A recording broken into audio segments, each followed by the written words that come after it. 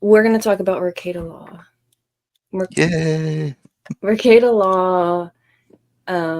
You know that he has a lawsuit, a second lawsuit regarding his drug charges, right? That's the criminal charge, not a lawsuit, but Okay. Whatever. little semantics there. I mean, you're right. A lawsuit is a civil action. I didn't know that. Yeah. I do know that Nick is in trouble. Yeah. Okay. So his second law, legal matter. Legal matter. Yes, thank you. His second legal matter is he's trying to get it dismissed, obviously. Of course. Why wouldn't you? Exactly. This is a pretty big charge. I would not want to have that on my record. You're presumptively guilty. You're likely going to be found guilty of a crime unless you can find some way out of it. So a typical, if I were looking at this case, I would look for a potential error in process, a potential error in the collection of the evidence, a failure to obtain consent, something like that. If I cannot find that, my advice to the client would probably be to plead guilty and we would negotiate a plea deal. So he wants the whole shit thrown out because he doesn't believe that the warrant was procured, whatever the word is, was gotten. Yeah. With the judge having full facts. They believe that an officer lied to the judge to get her to sign the warrant. Well, and there's so a difference between having full facts and having like actual dishonest representation, lies specifically, allegedly. I mean, if you lied to get a warrant, that's a big problem. That's kind of what Nick is saying. So in order to look at that, they have to get a Franks hearing. A Franks hearing is a hearing to determine whether a police officer... Oh, thank you. Or a police officer affidavit used to obtain a search warrant that yields incriminating evidence was based on false statements by the police officer. I mean, that makes sense. Right. What they requested was a pre-trial motion to determine that the evidence was valid or invalid. I'm over here getting these documents. Documents.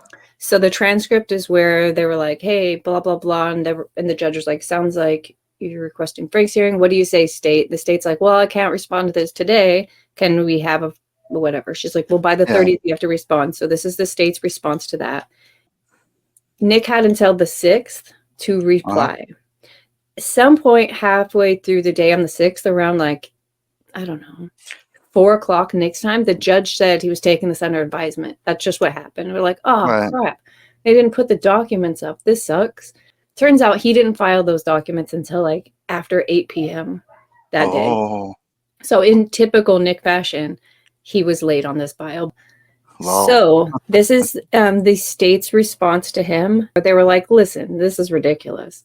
Everything he said was ridiculous, and they basically laid it all out. Nick's response back to all this was that he did show enough cause to get a Franks hearing. He says, the state has reasonably restated the two issues remaining before the court. With regard to defendant's pending motion, the state's conclusion, however, is incorrect. Defendant has made a showing sufficient to warrant a Franks hearing, and the defendant has shown that the seizure of firearms was unlawful. The Constitution, the U.S. Constitution, and the Minnesota Constitution guarantee defendants the right to be free from unreasonable search and seizure. This court stands as a bulwark against the unfettered authority of a state's police powers. And while the state has correctly identified that the rule, quote, that the presence of probable cause should be determined under a totality of circumstances test, end quote, the state fails to recognize that under the totality of circumstances test, Deputy Pomplun's narrative, that's the man who got the search warrant. Correct. Hold on, I'm stuck here. The state fails to recognize that under the totality of circumstances test, Deputy Pomplun's narrative, upon which the court is inadequate, as Deputy Pomplun's material misrepresentation and omissions render the warrant constitutionally deficient. I don't feel like this is a complete sentence. Anyways, I don't want to get stuck here. Let's talk about this because there is a ton of repetition in the lawsuit. There's a ton of repetition here. It's a rhetorical style to reinforce subconsciously that a certain thing is true or correct. If you say it over and over again, People tend to start accepting it as fact. And it's a weird product, but you find it a lot when you have motions that are where you're really reaching for the argument, when you don't necessarily have legal support for it. Yeah. Reading the law as suggested by the state would lead to a patently absurd result. The state's tortured construction of the prevailing law would ensure that no defendant could ever succeed in challenging an affidavit. This notion by itself offends both the warrant clause and the due process clauses of the constitutions. As is obvious from the substance of defendant's motion to suppress and dismiss, defendant is challenging the accuracy of material facts in a facially valid warrant, search warrant. Therefore, the district court is not confined to the four corners of the search warrant, and the court may look to extrinsic evidence because those material facts that they're talking about were used in the search warrant.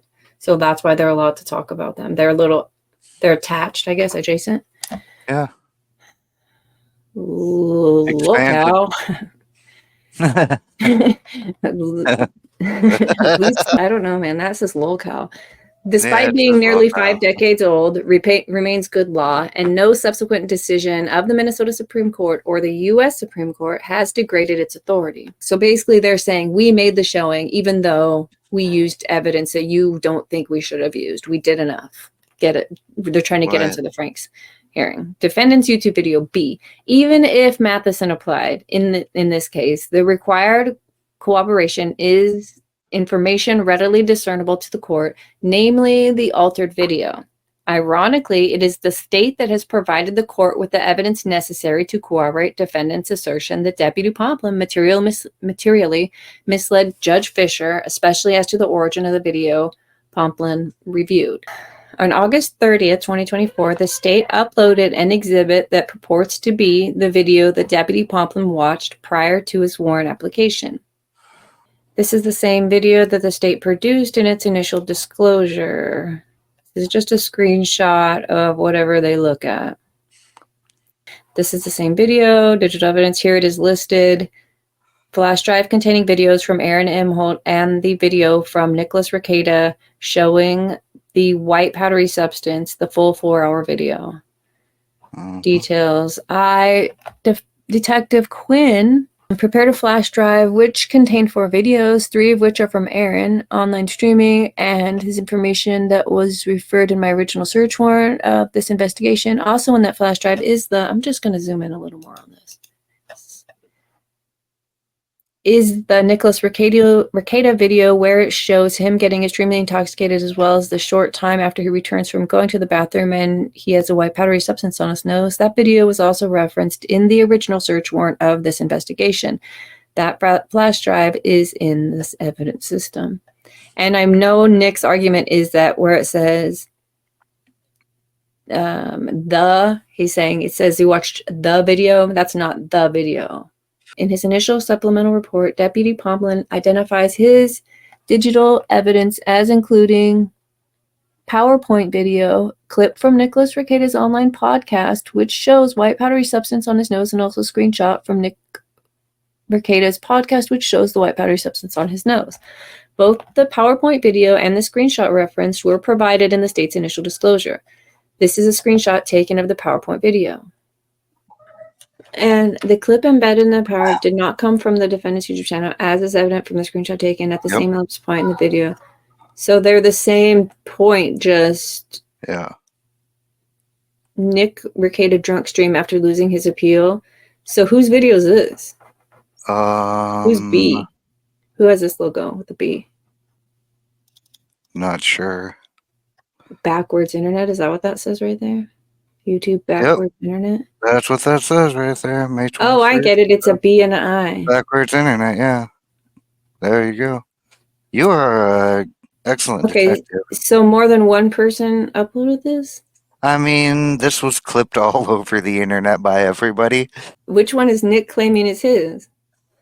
Neither? Neither? Because didn't he like private or delete the video or something from his everywhere channel? except Odysee. Yeah. But it doesn't matter. He's still the owner of it. Just because you try to hide the evidence doesn't make it not the evidence, Nick.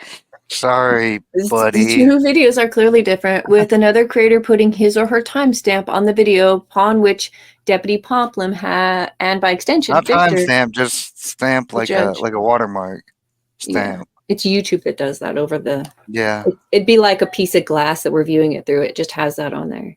Yep. It's not on the video. You upload that in your studio and it puts it on all your videos. I Exactly. think. That's what I'm saying. It's like a Yeah. YouTube lens that YouTube overlays everything with.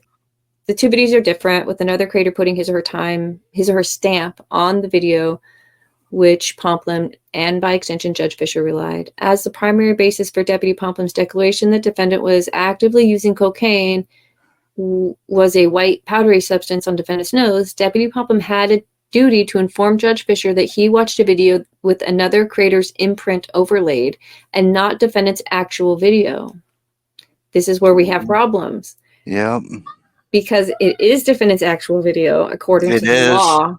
Yeah, it's the same video. Like, it doesn't produce your video, Sir Nicholas, and tell us. It would be the same video, even if the last 2 hours, even if it was two hours of it, right? Unless the other person changes it, it is always Nicholas Rekieta's intellectual property. Full stop. I mean, yeah, go ahead and produce your original copy and demonstrate to the court the significant differences in the two. Nick isn't saying that that's not my video. Nick is saying that you didn't tell the judge that that's someone else uploading my video. Oh, well. Interesting way to understand your own intellectual property. Right. Yeah, absolutely.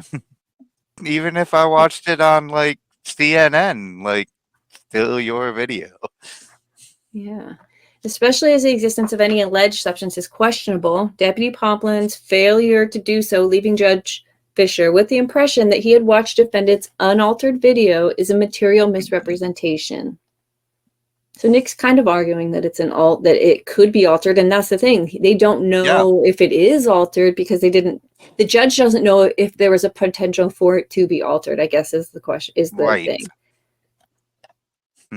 This is even though Nick knows it is a one-for-one copy. Absolutely, yeah. But that's true, right? Like somebody uploads a video and edits it, right, and then puts it out there, and you lose your children because of it.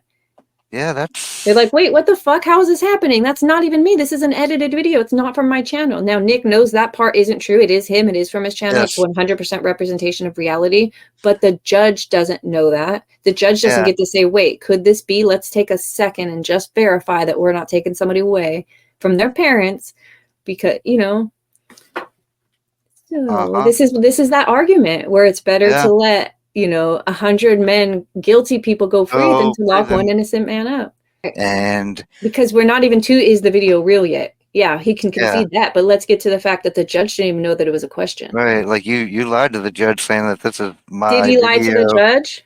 Because Nick that's is saying what Nick's arguing. Nick is saying the word the in Pomplum's explanation means that he watched the live video, but in truth he's saying, no, I watched the video of Nick Rekieta. So that, and that's the interesting loophole that they're going to have to fight. Is the mean the? Yeah. is I don't know. Do you remember when Clinton argued about he argued if is, like, depends what you mean by is. Bill Clinton? Yeah, it was. You were in the dictionary? Bill Clinton and the meaning of is. It depends on what the meaning of is. This is one that really doesn't have anything to do with emotion. Nick's stuff. Well, it depends what the is. Does the mean or is it just the video? Because it is the video of Nick. Because Nick owns that intellectual property forever. Yes. Whether if I upload it, it's still Nick's video. Whether you stole it or not, my video.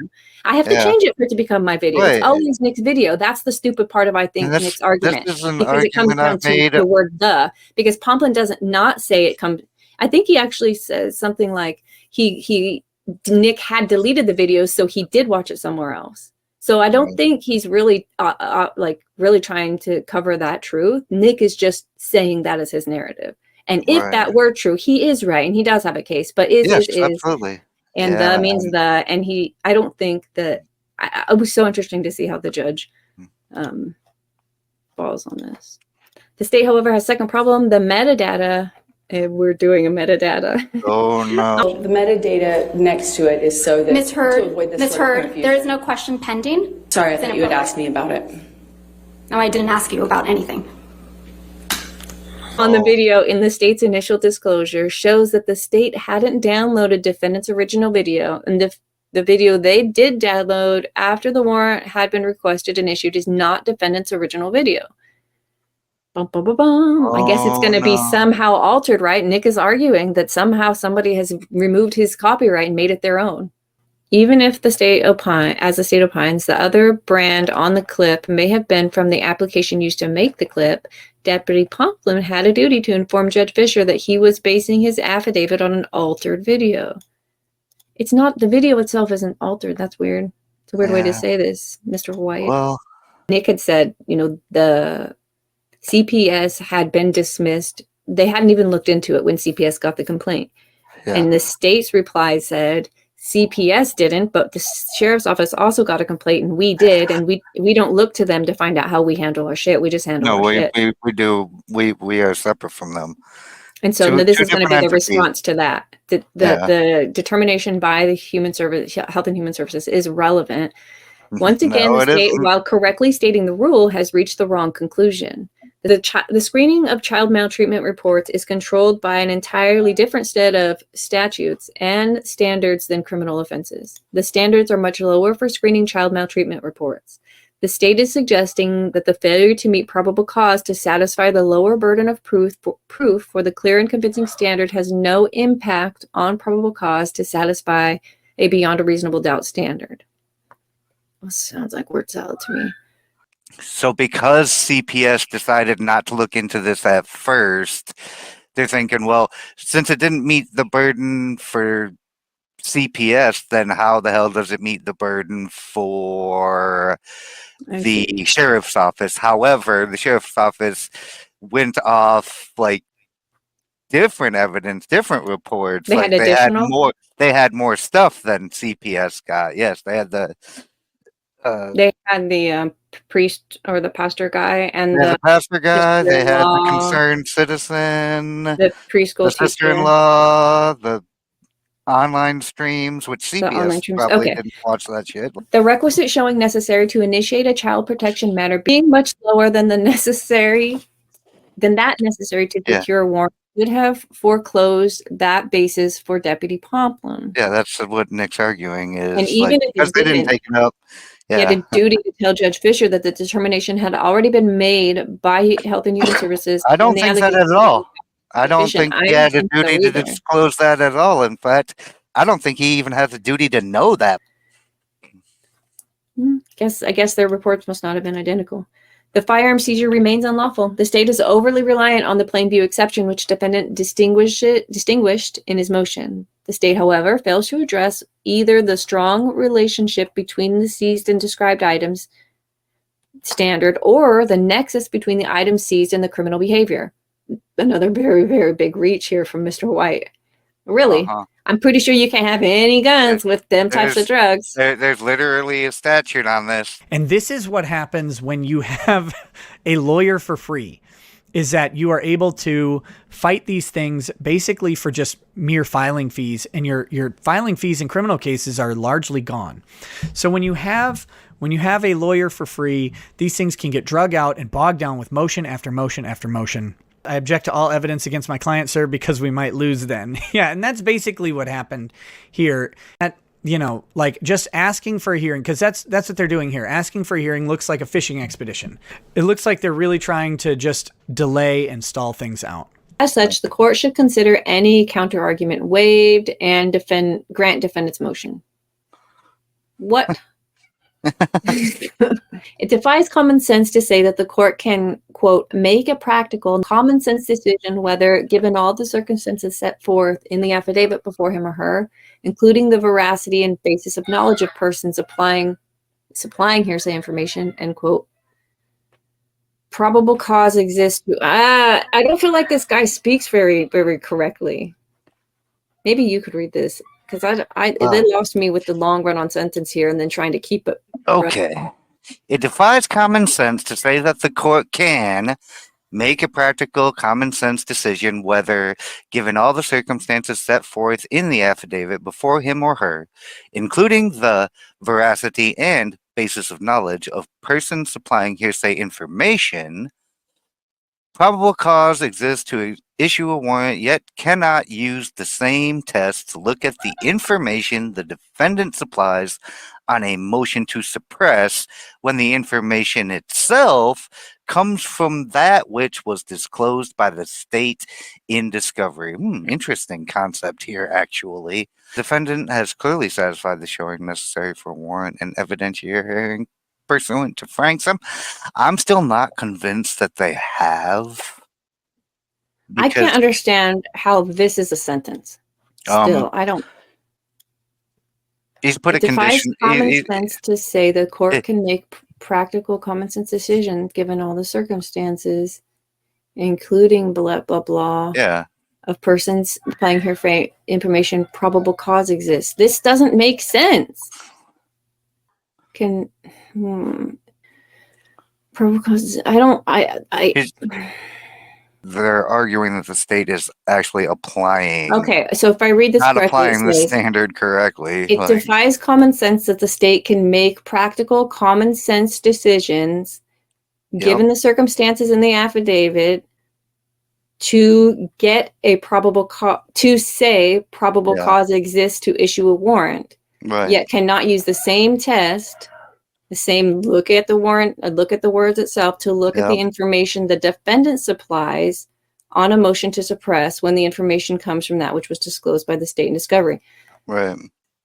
Old doped out Rekieta is still old doped out Rekieta. Like, it would have been better for the state if he'd just grabbed the video from one of these alternative platforms that Nick does own, but you think he can't take this down because he can be destroying his own evidence? Why doesn't he? That might be a thing, like why he's left it up here so he can say, well, I didn't actually destroy any evidence, like just made it harder to find.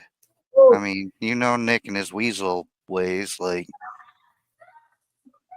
maybe he just hasn't even thought about it. Maybe nobody's brought it up to him. Maybe he's too busy being on drugs and in a throuple to so this might be original copy from the actual stream itself and not a re-upload at all. Because if I'm not mistaken, you could go to Odysee during Nick's streams back when I was still watching Nick, and you could find that might be what this the co-stream and the most degenerate chat in the universe on the Odysee platform. I have a theory about this.